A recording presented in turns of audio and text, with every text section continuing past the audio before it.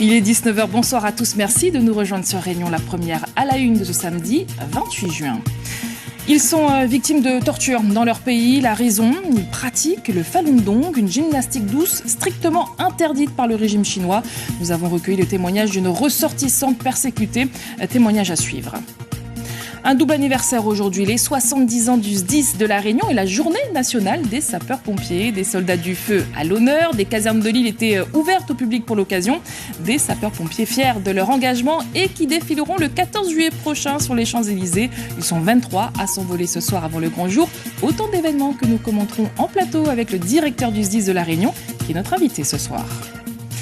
C'est sans doute un acte de bravoure qui a évité le pire. Hier, un avion de tourisme s'est écrasé dans un quartier résidentiel près de Chartres.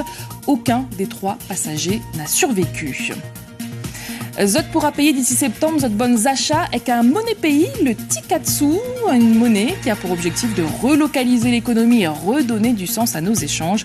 Présentation dans ce journal.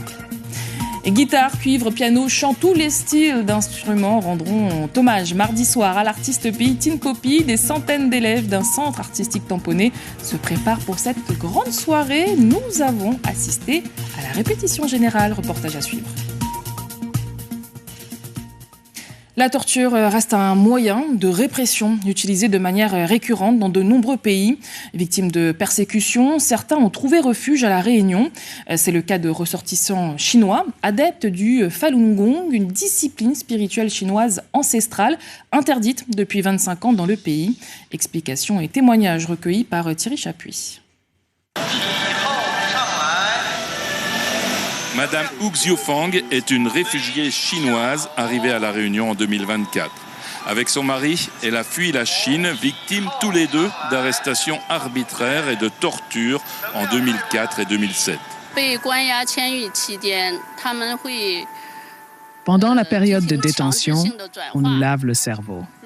Si l'on refuse de mentir, ils suppriment l'eau et la nourriture.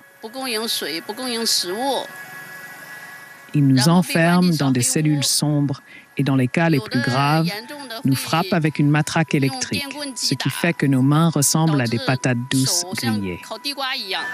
Tout cela pour une seule raison, ils pratiquent le Falun Gong ou Falun Dafa, une gymnastique douce avec exercices méditatifs qui conduisent à la vérité, la bonté et la patience. De quoi affoler le régime communiste chinois.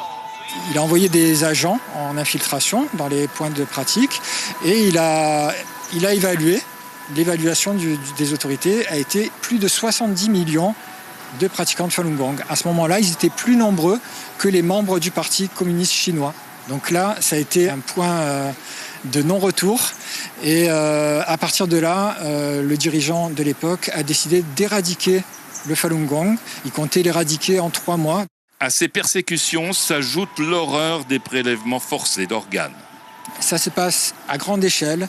Donc les enquêteurs ont estimé, on ne peut pas avoir un chiffre précis bien sûr, mais c'est de l'ordre de 60 000 à 100 000 greffes par an qui restent inexpliquées. Les autorités chinoises ne peuvent pas dire d'où viennent les organes et ne peuvent pas apporter de preuves surtout. C'est pour alerter, informer et aider une vingtaine de réfugiés chinois que l'association Éveil de Chine a mené une action aujourd'hui sur le front de mer de Saint-Paul. Madame Hu Xiufang, son mari et son fils souhaitent trouver du travail et s'installer à La Réunion.